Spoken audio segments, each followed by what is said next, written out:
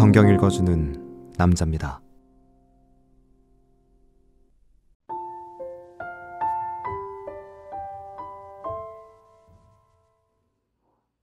오늘은 성경 읽어주는 여자가 대독합니다.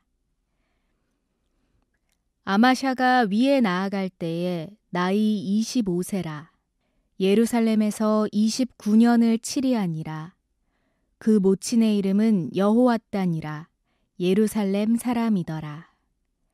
아마샤가 여호와 보시기에 정직히 행하기는 하였으나 온전한 마음으로 행치 아니하였더라. 그 나라가 굳게 섬에 그 부왕을 죽인 신복들을 죽였으나 저희 자녀는 죽이지 아니하였으니 이는 모세 율법책에 기록한 대로 함이라. 곧 여호와께서 명하여 이르시기를 자녀로 인하여 아비를 죽이지 말 것이요 아비로 인하여 자녀를 죽이지 말 것이라. 오직 각 사람은 자기의 죄로 인하여 죽을 것이니라 하셨더라. 아마샤가 유다 사람을 모으고 그 여러 족속을 따라 천부장과 백부장을 세우되 유다와 베냐민을 함께 그리하고 20세 이상으로 계수하여 창과 방패를 잡고 능히 전장에 나갈 만한 자 30만을 얻고 또 은 100달란트로 이스라엘 나라에서 큰 용사 10만을 상내었더니 어떤 하나님의 사람이 아마샤에게 나아와서 이르되 왕이여 이스라엘 군대로 왕과 함께 가게 마옵소서. 여호와께서는 이스라엘 곧 온 에브라임 자손과 함께 하지 아니하시나니 왕이 만일 가시거든 힘써 싸우소서. 하나님이 왕을 대적 앞에 엎드러지게 하시리이다. 하나님은 능히 돕기도 하시고 능히 패하게도 하시나이다. 아마샤가 하나님의 사람에게 이르되 내가 100달란트를 이스라엘 군대에게 주었으니 어찌할꼬. 하나님의 사람이 대답하되 여호와께서 능히 이보다 많은 것으로 왕에게 주실 수 있나이다.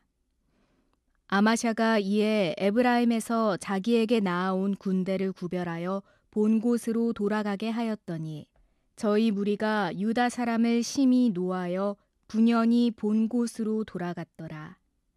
아마샤가 담력을 내어 그 백성을 거느리고 염곡에 이르러 세일 자손 1만을 죽이고 유다 자손이 또 1만을 사로잡아 가지고 바위 꼭대기에 올라가서 거기서 밀쳐 내려뜨려서 그 몸이 부서지게 하였더라.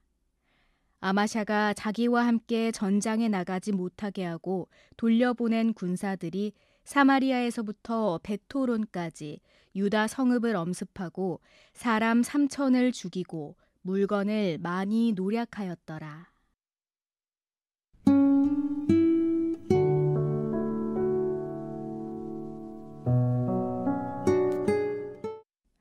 아마샤는 유다의 왕이 되어 주님 보시기에 정직하게 행했지만 역대기 기자는 온전한 마음으로 행하지는 않았다는 평가를 덧붙입니다. 아마샤의 통치 초기는 아버지의 복수를 단행하는 데서 시작되었습니다. 그는 부왕을 죽인 신하들을 처벌했으나 그들의 자녀들은 율법에 따라 처벌하지 않았습니다. 이 행동은 율법이 명하는 정의를 따르는 현명한 선택이었습니다. 복수심에 휩쓸리지 않고 공동체의 법적, 윤리적 기준을 세우려는 긍정적인 면모였습니다. 아마샤는 에돔과의 전쟁을 위해 유다와 베냐민에서 30만 명의 군사를 모았고 거기에 더해 은 100달란트를 주고 북왕국 이스라엘에서 10만 명의 용병을 고용합니다. 그의 선택은 군사력을 보강하기 위한 현명한 계산처럼 보였습니다. 그러나 하나님의 사람이 왕에게 나와 북왕국의 군대를 데려가지 말라고 경고합니다. 당신께서 북이스라엘, 곧 에브라임 자손과 함께하지 않으시기 때문이었습니다.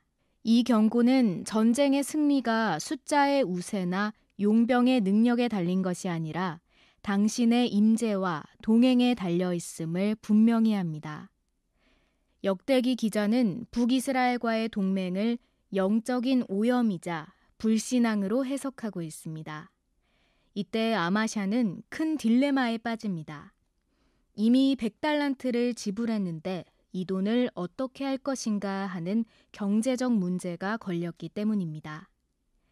아마샤는 하나님의 사람에게 내가 이스라엘 군대에게 이미 준 100달란트는 어떻게 해야 하느냐라고 묻습니다.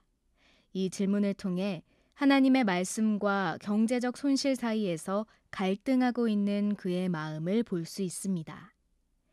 하나님의 사람은 명확하게 대답합니다. 주님께서는 그것보다 더 많은 것을 임금님께 주실 수 있습니다. 아마샤는 이 경고에 순종하여 용병들을 돌려보내는 어려운 결단을 내립니다. 하나님의 말씀에 순종한 아마샤는 에돔과의 전쟁에서 큰 승리를 거둡니다. 그러나 그가 돌려보냈던 북왕국의 용병들은 사마리아에서부터 베토론까지 유다 성읍들을 약탈하고 사람 3,000명을 죽이는 끔찍한 폭거를 자행합니다. 아마샤의 입장에서 보면 억울하고 복잡한 결과였습니다. 순종했음에도 불구하고 피해가 발생했기 때문입니다. 하지만 역대기 기자는 이 사건을 통해 아마샤의 결단이 옳았다고 말합니다. 이 잔혹한 사건은 그들이 얼마나 위험하고 신뢰할 수 없는 존재였는지 명확히 보여줍니다. 그들의 무분별한 폭력에 대한 역대기의 기록은 처음부터 그들과의 동맹이 영적인 오염뿐 아니라 현실적인 위협이었음을 증명하고 있습니다. 아마샤의 이야기는 믿음의 길이 언제나 손익의 계산을 넘어서는 결단임을 보여줍니다. 그의 잘못은 북왕국과의 동맹이라는 하나님의 뜻을 거스르는 계산이었습니다. 이 계산은 결국 100달란트라는 막대한 금전적 손실을 가져왔을 뿐 아니라 유다 백성 3,000명의 목숨이라는 끔찍한 대가를 치르게 했습니다. 왕이 처음부터 당신의 말씀에 온전히 뿌리내려 북왕국과 손잡지 않았다면 이 모든 재앙은 일어나지 않았을 것입니다. 하지만 아마샤는 손해를 감수하고 뒤늦게라도 순종하는 위대한 결단을 내렸습니다.